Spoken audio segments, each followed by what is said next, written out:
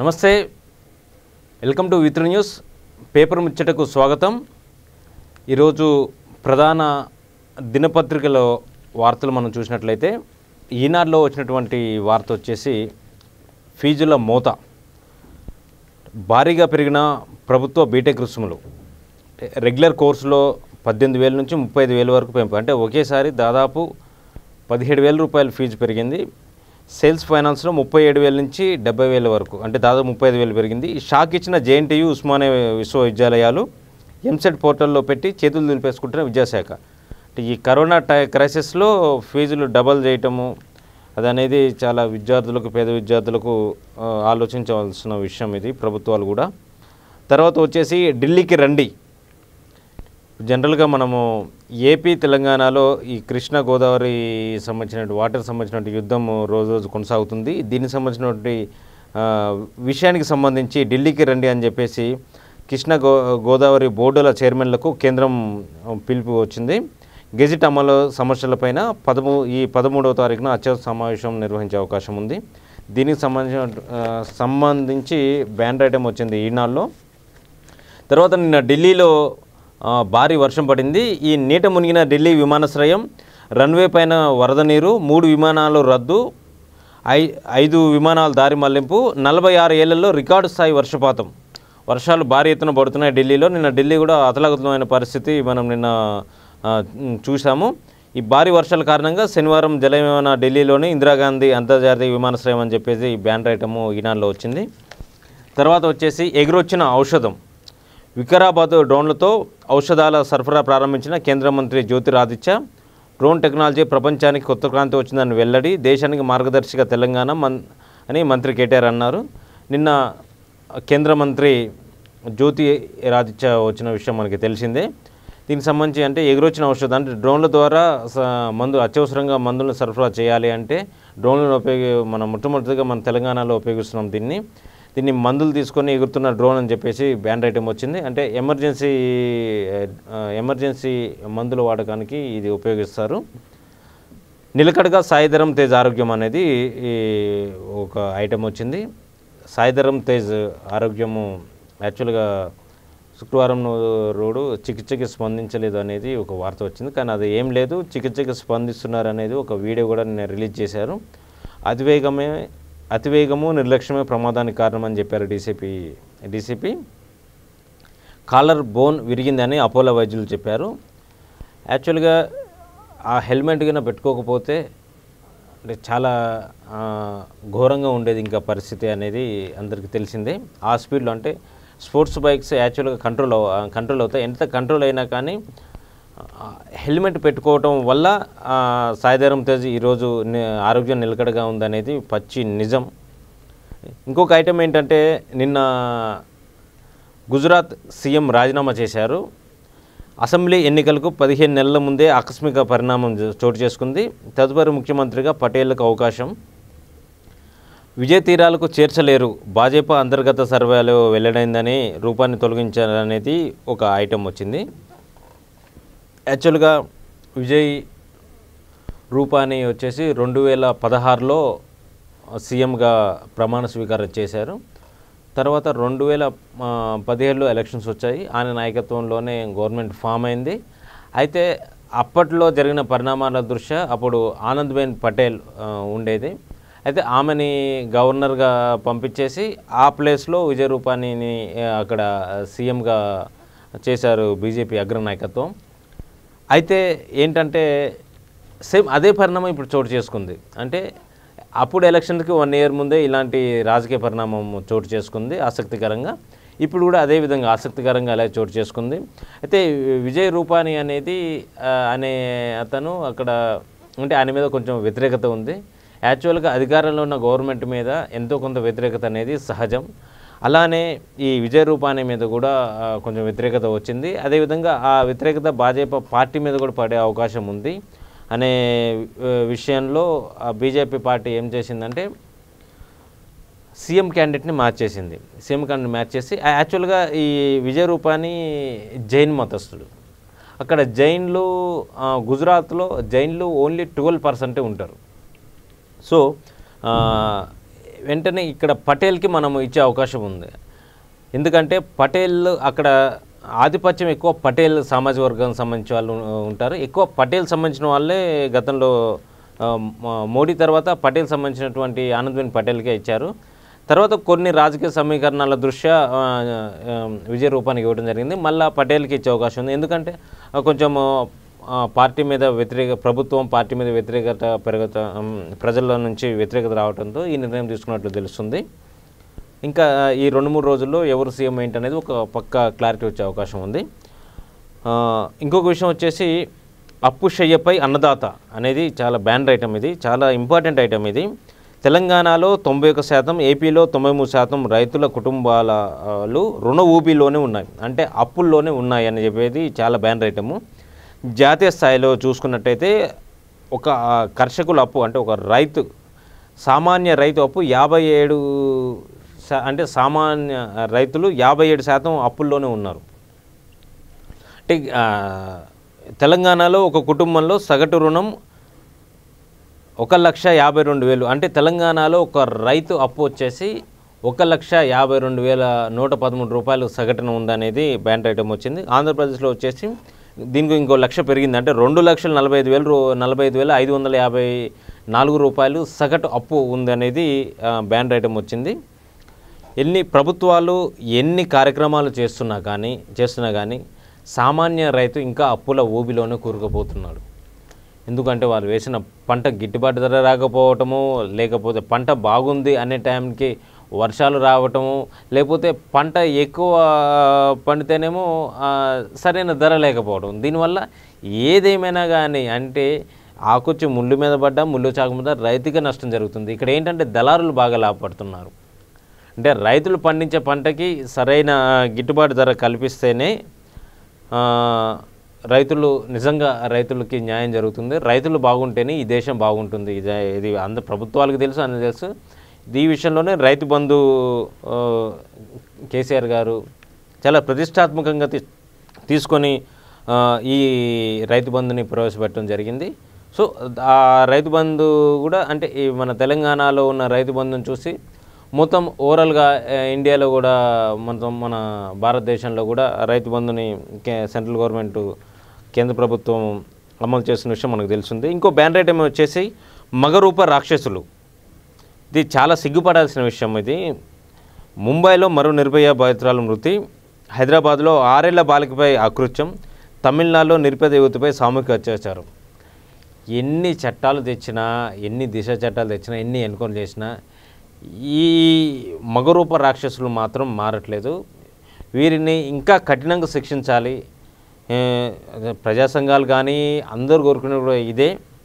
ఎన్ని చట్టాలు తీసుకొచ్చినా కానీ వీళ్ళకి మాత్రము ఇంకా ఇట్లానే చేస్తున్నారు. దీనికి సంబంధించి గట్టి చర్యలు ప్రభుత్వాలు తీసుకోవాలి. ఇక సాక్షి విషయానికి వస్తే డ్రోన్లతో నవశకం. ఇందాక మనం చెప్పుకున్నట్లు కేంద్ర మంత్రి జ్యోతిరాదిత్య సింధియాతో మన మందులు డ్రోన్ల సహకారంతో అందించే సంబంధించిన ఐటమ్ని ఇక్కడ బ్యాన్ ఐటమ్గా వచ్చింది. ఇప్పుడే మనం చెప్పుకున్నాము.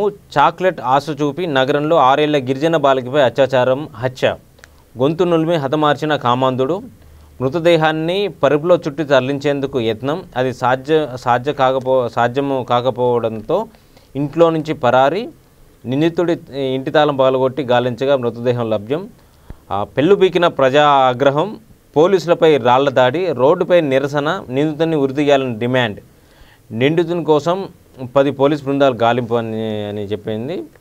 యాక్చువల్గా పోలీసులు అదుపులో ఉన్నట్లు మనకున్నటువంటి విశ్వసనీయ వర్గ సమాచారం ప్రకారం ఈ నిందితుడు రాజు అనే ఎవరైతే ఉన్నారో వాళ్ళు అతను పోలీసుల అదుపులోనే ఉన్నట్లు తెలుస్తుంది మనకి.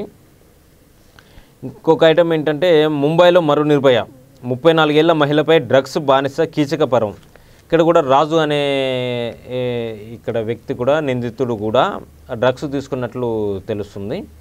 ఇక్కడ ముంబైలో కూడా సేమ్ 44 ఏళ్ల మహిళపై డ్రగ్స్ బానిస కీచకపరం. రోడ్డు పక్కన నిలిచి ఉండిన టెంపోలో కిరాతకం,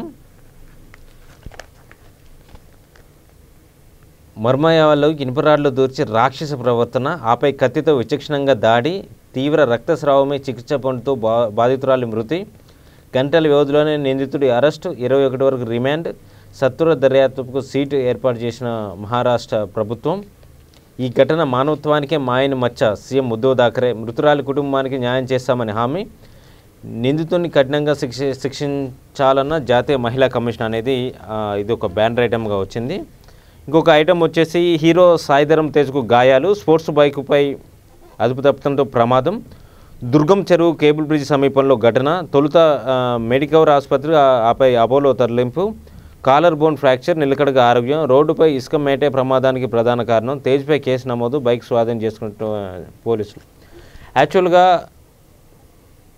ఈ కేబుల్ బ్రిడ్జ్పై స్పీడు మినిమం 40 నుంచి 50 వరకే ఉండాలి, కానీ ఆ టైంలో 100 స్పీడ్ ఉన్నట్టు తెలుస్తుంది. ప్రమాదం జరిగే టైంకి 75 నుంచి 80 కిలోమీటర్ల స్పీడ్ ఉన్నట్టు తెలుస్తుంది. ఎక్కడైతే ప్రమాదం జరిగిందో కరెక్ట్గా ఆ స్థలంలో అంటే ఆ ప్రదేశంలో 30 కంటే ఎక్కువ స్పీడ్ ఉండకూడదు.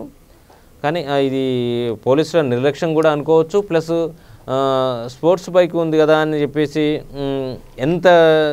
అంత స్పీడ్గా పోవడంతో యాక్చువల్గా ఏంటంటే అది ఆయన స్కిడ్ అయి పడిపోవటంలో ఆయనకే ప్రమాదం జరిగింది. ఇది ఇంకా స్పీడ్ పోయి ఎదుటి వాళ్ళని గుద్దితే ఏమో అంటే డాష్ ఇవ్వటం వల్ల వాళ్ళకు కూడా ఇంకా ప్రమాదం జరిగే అవకాశం ఉంటుంది. సో దీన్ని సీరియస్గా తీసుకోవాలి. అయితే సోషల్ మీడియాలో విపరీతమైనటువంటి ట్రోలింగ్స్ మీడియా మీద వస్తున్నాయి. ఎందుకు అంటే ఈ సైదాబాద్లో 6 ఏళ్ల బాలికపై అత్యాచారము ఘటన చాలా సిగ్గుమాలిన చర్య జరిగింది.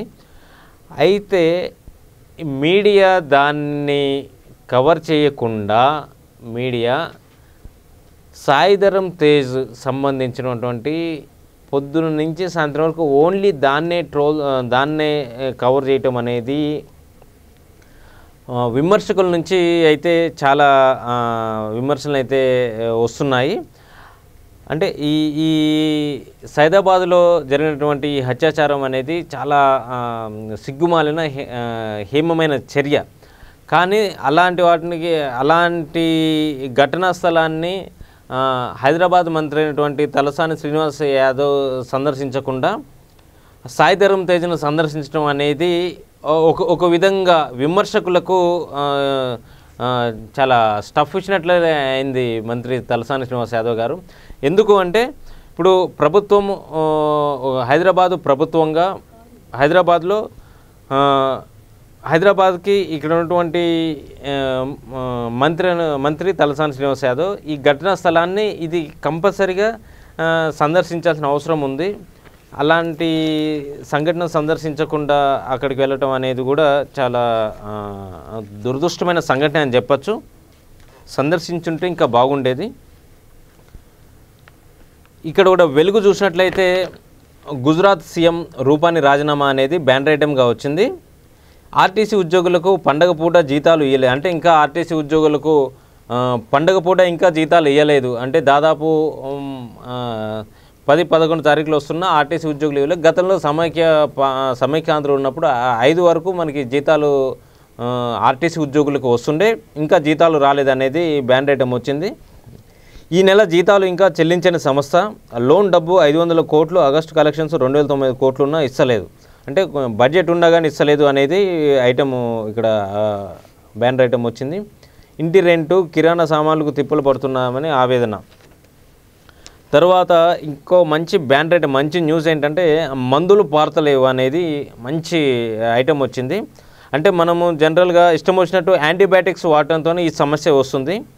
ఉన్న రోగం తగ్గకపోగా కొత్త రోగాలు పుడుతున్నాయి, దెబ్బతింటున్న ఆర్గాన్లు అని ఐసీఎంఆర్ స్టడీలో వెల్లదైంది. ప్రిస్క్రిప్షన్స్ లేకుండానే యాంటీబయాటిక్స్ సేల్స్ చేస్తున్నారు.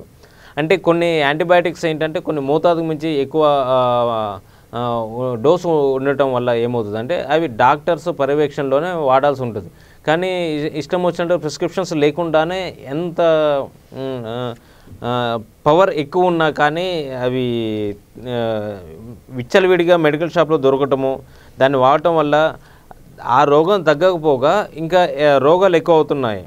అది అందరికీ తెలిసిందే. ఎందుకంటే ఒక్క రోగానికి మందు వేసుకుంటే లేనిపోని రోగాలు వస్తున్నాయన్నమాట దీనివల్ల. కంట్రోల్ చేయడంలో సర్కారు ఫెయిల్ అని చెప్పేసి దీనికి సంబంధించిన న్యూస్ వెలుగులో వచ్చింది.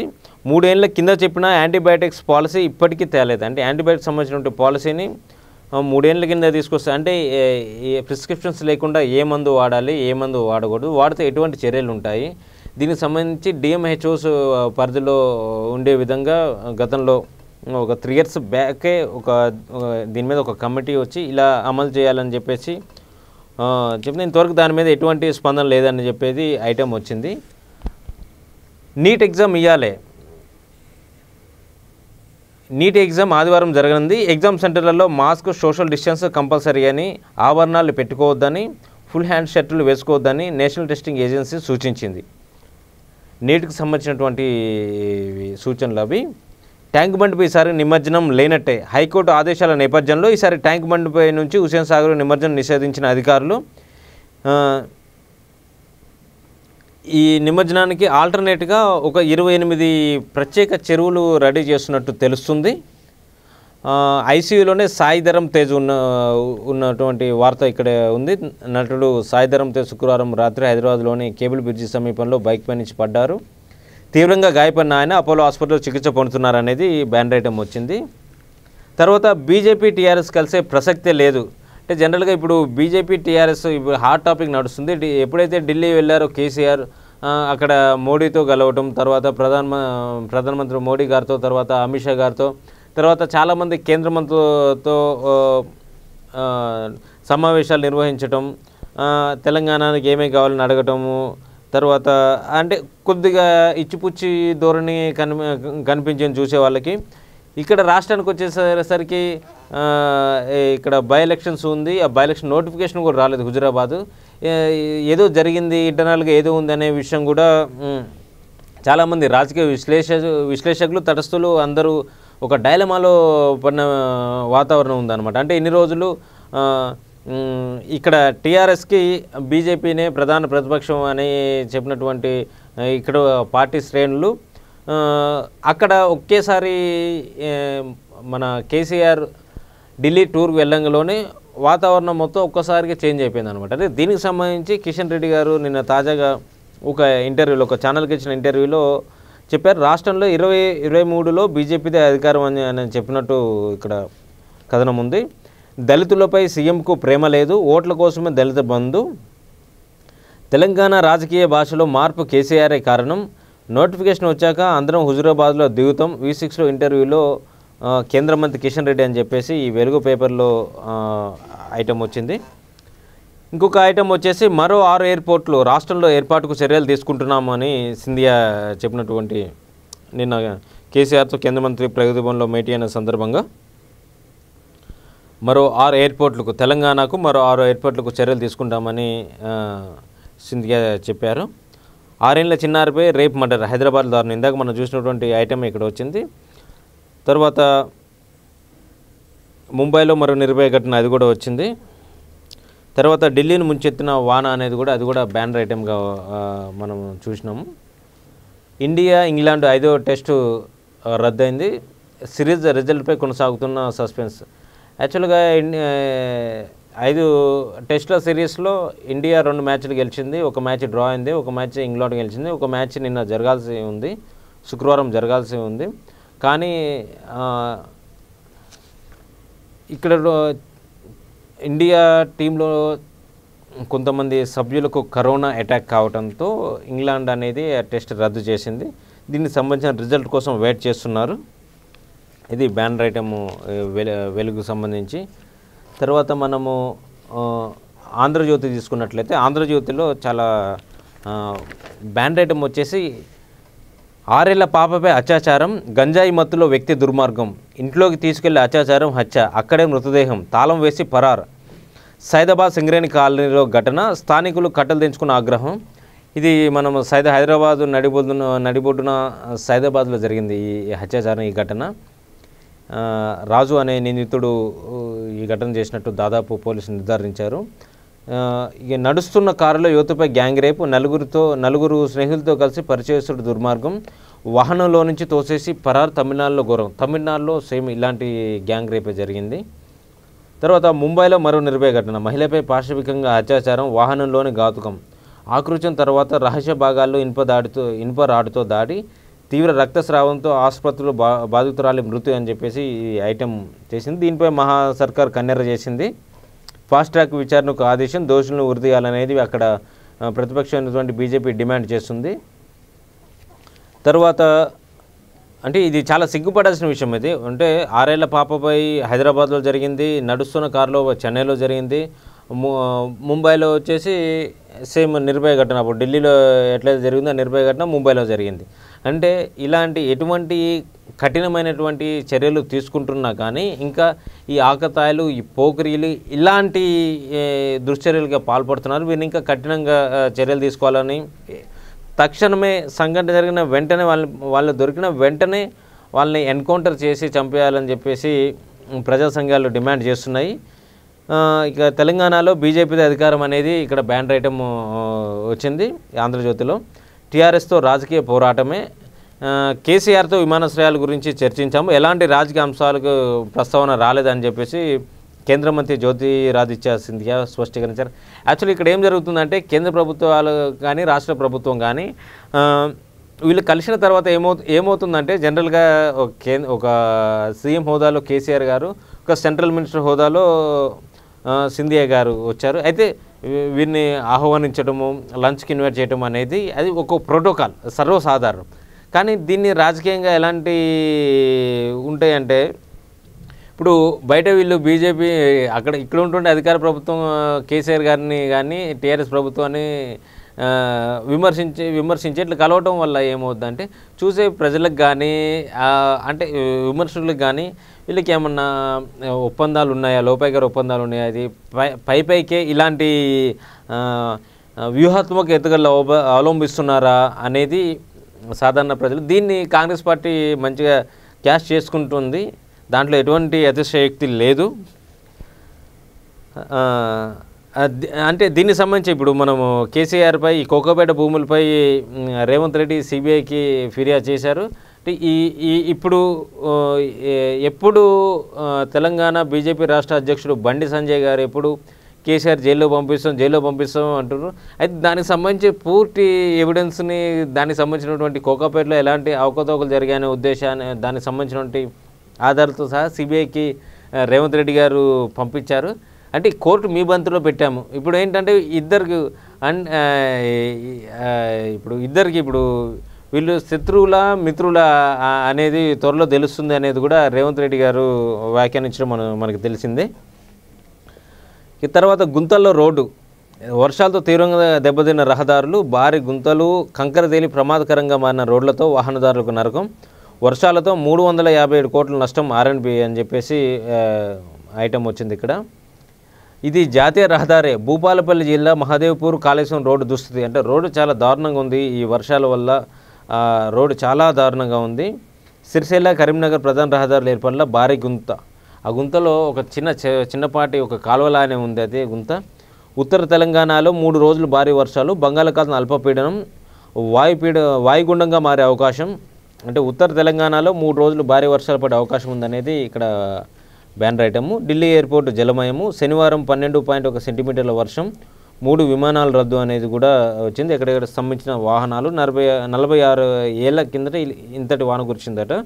అంటే దాదాపు 46 సంవత్సరాల తర్వాత మళ్ళీ ఇలాంటి వాన కురిచింది. అప్పులు అన్నదాతలు అనేది ఇక్కడ మనము ఈనాడు చూసినటువంటి బ్యానర్ ఐటమ్ ఇక్కడ వచ్చింది. ఇంకొక ఐటమ్ ఏంటంటే ఇక్కడ మటన్ చేప మస్తు ఫిరం, అంటే మటను చేప అనేది ఎక్కువ రేటు ఉందనేది ఇక్కడ కథనం అన్నమాట. ఉత్పత్తి పెరిగినా కానీ తగ్గని ధరలు, వినియోగదారుడికి దక్కని ఫలితం. మాంసం ధర కిలో, మటన్ ధర కిలో 800 పైగానే, 170 దాటిన కిలో చేపలు, కొరమేనైతే 700 పైన. పొరుగు నుంచి ఇప్పటికీ దిగుమతి. రాష్ట్రంలో ఏటా పెరుగుతున్న మాంసం వినియోగం దేశ సగటులో పోలిస్తే 3 రెట్లు ఎక్కువ. గొర్రెల 11 రీసైక్లింగ్తో మాంసం ఉత్పత్తికి దెబ్బ అనేది బ్యాన్ రేటం వచ్చింది. కేసీఆర్ గారు ఉచిత చేపల పంపిణీ కానీ లేకపోతే గొర్రెల పంపిణీ కానీ ఇవన్నీ చేస్తూ ప్రొడక్ట్ని ఎక్కువ పెంచుతున్నా కానీ అది వినియోగదారుడికి అందట్లేదు అనేది బహిరంగ రహస్యమే. ఎందుకు అంటే ఇప్పుడు గొర్రెలు దాదాపు కొన్ని లక్షల యూనిట్లు సరఫరా చేయడం జరిగింది ఉచితంగా యాదవ్ సోదరులకు. కానీ ఈ ఈ ఈ ప్రోడక్ట్ మొత్తము అంటే మాంస రూపంలో వినియోగదారుడికి అందటంలో అది విఫలమైందని చెప్పుకోవచ్చు. ఎందుకంటే ఇప్పటికీ రేటు పెరుగుతుంది కానీ తగ్గట్లేదు. ఇది దీనికి సంబంధించి ఆంధ్రజ్యోతిలో ఐటెం వచ్చింది, బ్యానర్ ఐటము.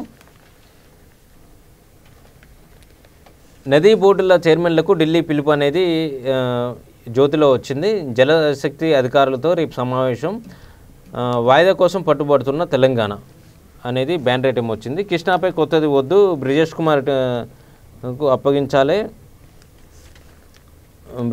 ట్రిబ్యునల్కు అప్పగించాలి. సెక్షన్ 89 ప్రకారం న్యాయం జరగదు. కేంద్ర ప్రభుత్వానికి తెలంగాణ ఒక నివేదిక అనేది ఇచ్చింది. నేడు నీట్ ఎగ్జామ్, దానికి సంబంధించినటువంటి బ్యానర్ ఐటెం వచ్చింది. అధికారికంగా చాకలి ఐలమ్మ జయంతి వర్ధంతి అధికారికంగా చేయాలని చెప్పేసి సీఎం కేసీఆర్ నిర్ణయం తీసుకున్నారు. దీనికి సంబంధించి సెప్టెంబర్ 26న ఐలమ్మ జయంతి, సెప్టెంబర్ 10న వర్ధంతి కార్యక్రమాన్ని ఇప్పటి నుంచి అధికారికంగా చేయాలనేది ప్రభుత్వం నిన్న జీవో చేసి కేసీఆర్ ప్రకటించారు. ఇది ఈరోజు పేపర్ ముచ్చట. రేపు పేపర్ ముచ్చట్లు కలుసుకుందాం. చూస్తూనండి V3 న్యూస్, లక్ష్యం సమాజ హితం.